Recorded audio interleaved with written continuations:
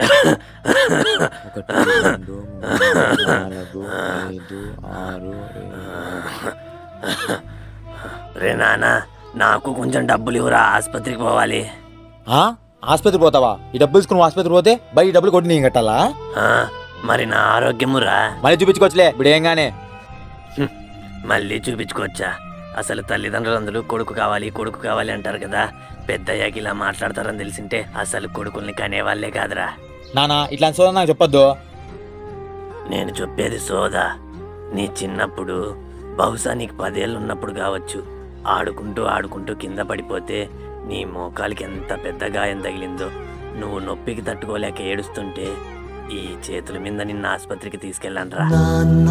నువ్వు నా ప్రాణం సరిపోదట మాట, నా